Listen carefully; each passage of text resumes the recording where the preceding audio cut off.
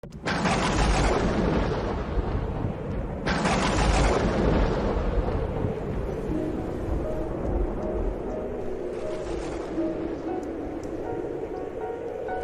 ce temps-là, comme la foule s'était rassemblée par milliers au point qu'on s'écrasait, Jésus, s'adressant d'abord à ses disciples, se mit à dire « Méfiez-vous du levain des pharisiens, c'est-à-dire de leur hypocrisie. Tout ce qui est couvert d'un voile sera dévoilé, tout ce qui est caché sera connu. Aussi, tout ce que vous aurez dit dans les ténèbres sera entendu en pleine lumière. Ce que vous aurez dit à l'oreille dans le fond de la maison sera proclamé sur les toits. Je vous le dis à vous, mes amis, ne craignez pas ceux qui tuent le corps, et après cela ne peuvent rien faire de plus. Je vais vous montrer qui vous devez craindre. Craignez celui qui, après avoir tué, a le pouvoir d'envoyer dans la géhenne. Oui, je vous le dis, c'est celui-là que vous devez craindre. Est-ce que l'on ne vend pas 5 moineaux pour 2 sous? Or, pas un seul n'est oublié au regard de Dieu. À plus forte raison, les cheveux de votre tête sont tous comptés. Soyez sans crainte.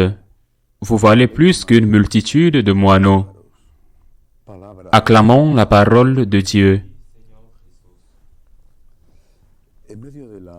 Au milieu de l'énorme confusion dans laquelle nous vivons, confusion dans le monde à cause des guerres, confusion dans l'Église.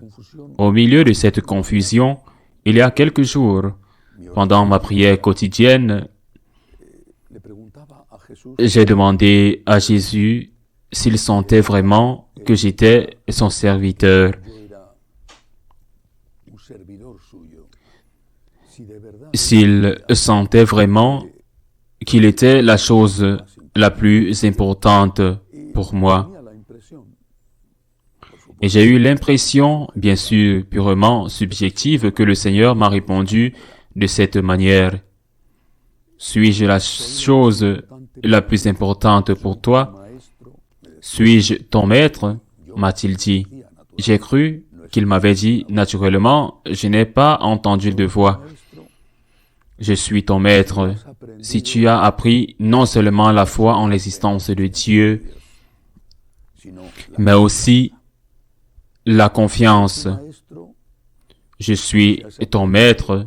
Si tu as appris à ne pas perdre l'espérance, je suis ton maître. Si tu as appris à aimer, même ton ennemi. Je pense que nous devons poser cette question à Jésus et que nous devons nous la poser les uns les autres. Est-il mon maître, Jésus? Jésus est-il celui qui m'enseigne le chemin de la vie? Est-ce que je crois en Dieu à cause de Jésus? Et si je crois en Dieu à cause de Jésus, au point d'avoir confiance au milieu des ténèbres et des épreuves, est-ce que j'espère? Est-ce que j'espère en Dieu? Est-ce que j'espère en la vie éternelle? Est-ce que j'espère en la consolation? Est-ce que j'espère en l'aide du Christ? Ou est-ce que je suis une personne sans espérance? Et donc, sans espoir aussi, non seulement pour ceux que mon cœur se sent d'aimer, ma famille, mes amis, mon pays, est-ce que j'aime même mes ennemis? Ce que Jésus nous enseigne, c'est ce qui fait de lui notre Maître et aussi notre Sauveur. Ce que Jésus nous enseigne, c'est de croire. De croire avec les deux aspects de la foi. Croire en certains concepts qui sont très importants. La foi a des contenus et croire en l'aspect cordial, spirituel, c'est-à-dire faire confiance. Est-ce que je crois et est-ce que je fais confiance? Jésus nous enseigne à avoir l'espérance, la foi, l'espérance. Est-ce que j'espère en ses promesses de vérité? Venez à moi, vous qui êtes fatigués et chargés, et je vous soulagerai. Est-ce que je viens à lui? Est-ce que j'espère en sa promesse de pardon? Et donc, je n'ai pas peur de reconnaître mes péchés et de venir à lui 70 fois par jour si nécessaire. Est-ce que j'espère la vie éternelle pour les miens et pour moi-même? Croire, espérer, aimer. Est-ce que j'aime comme lui? Non, comme lui. Est-ce que j'essaie d'aimer comme lui? Même à ceux qui me semblent, à ceux qui m'offensent, à ceux qui me déçoivent, est-ce que j'essaie d'aimer comme lui? Croire, espérer et aimer. Les 3 vertus théologales. Les 3 vertus essentielles autour desquelles toutes les autres sont construites, bien que la vertu d'humilité les précède toutes d'une certaine manière. Pourquoi est-ce important? Parce qu'il produit l'évangile d'aujourd'hui quand nous vivons des temps de détresse, d'angoisse pour soi, pour son avenir, pour sa famille, pour son pays, pour l'Église, pour l'humanité. Il est inévitable que nous nous sentions comme une petite barque en mer au milieu d'un coup de vent, au milieu d'une horrible tempête. Les voiles sont déjà déchirées. Le moteur ne peut rien faire s'il existe et les rames ont disparu. Le vent vous pousse sur les rochers. Il n'y a pas de salut. C'est à ce moment-là que nous montrons que nous croyons en Dieu, que nous croyons en Jésus avec cette dimension de la foi qu'est la confiance. Et c'est de cela que parle l'Évangile aujourd'hui. Et je répète encore ces merveilleuses phrases utilisées aujourd'hui dans l'Évangile selon saint Luc. Je vous le dis, mes amis, n'ayez pas peur de ceux qui tuent le corps et ne peuvent plus rien faire ensuite. 5 oiseaux ne sont-ils pas vendus pour 200? Eh bien, pas un seul d'entre eux ait oublié Dieu.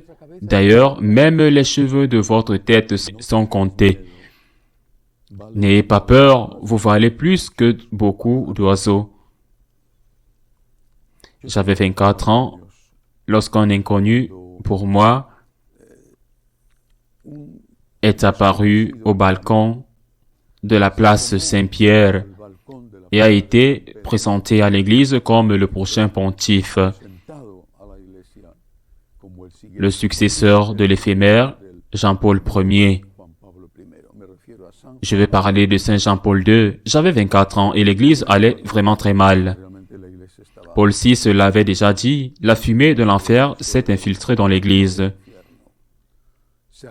Les paroles de ce jeune homme, il avait 58 ans.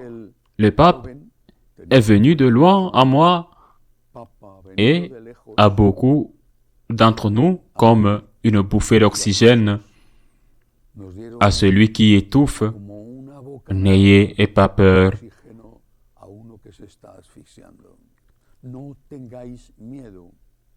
Ce sont ces paroles que Jésus dit dans l'Évangile aujourd'hui. N'ayez pas peur. Mais pas parce que les calculs humains nous disent que cela va être résolu, que nous allons gagner une élection, que le parti auquel je fais confiance va gagner, ou que les hommes vont parvenir à un accord de paix, ou que l'Église va résoudre sa situation épouvantable. N'ayez pas peur. Même les cheveux de votre tête sont tous comptés. N'ayez pas peur. Et c'est ce que je me dis, et j'ai besoin de me le dire plusieurs fois par jour, parce que plusieurs fois par jour, je n'ai pas peur, mais je panique. Aie confiance. Aie confiance. Aie confiance. Je reviens à la question que j'ai posée à Jésus et à la réponse qu'il m'a donnée. Je suis le premier dans ta vie, m'a-t-il dit. Je suis ton maître si tu as la foi et la confiance. Si tu ne perds pas l'espérance, si tu m'aimes, même tes ennemis, et si tu ne t'arrêtes pas de lutter, ainsi soit-il.